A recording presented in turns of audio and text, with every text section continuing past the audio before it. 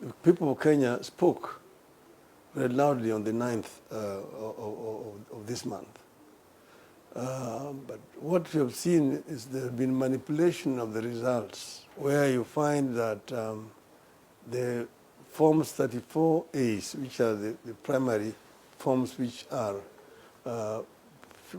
filled at the polling station and announced by the presiding officer, which is supposed to be transmitted electronically to the server of the Electoral Commission.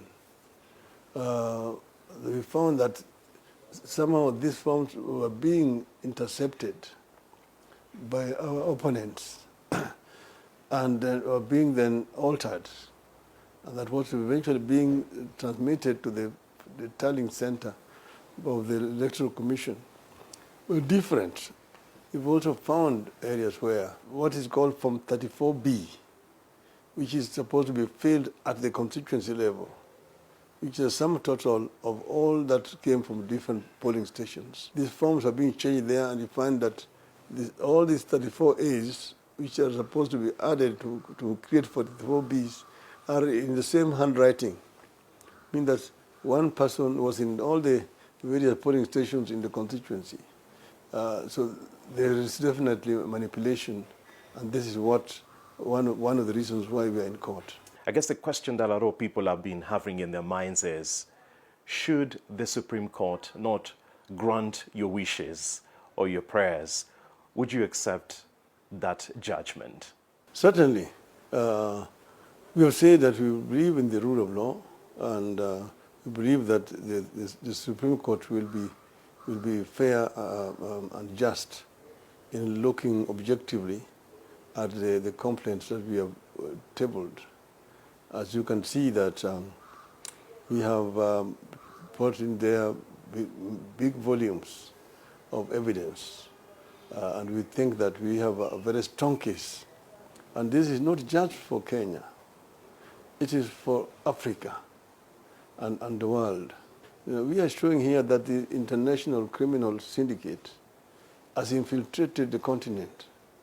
You have heard the stories of these Venezuelans who came here with expired passports, supposedly having been hired by the chairman of the Electoral Commission without the knowledge of other members of the commission. But they are found with very sensitive materials which they did not declare. So this is a very serious matter. And it's not just a serious matter for Kenyans alone. It's for the continent of Africa.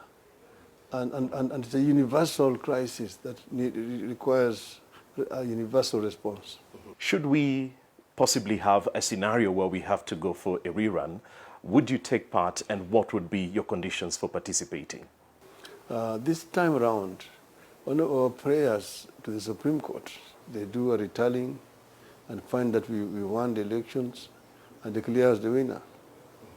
If that is not possible, then of course we leave that to the learned judges to come up with their decision. And your opponent, during the declaration of the results, said that he'd reached out to you and spoken to you. Is that correct? He called me before the results were announced and just greeted me. And we said ourselves at that time, because we didn't know what was going to come out, that we would meet and talk. We have not met, neither have we talked since that time. Okay, because I don't believe that is the president-elect. I think that should be the president-elect.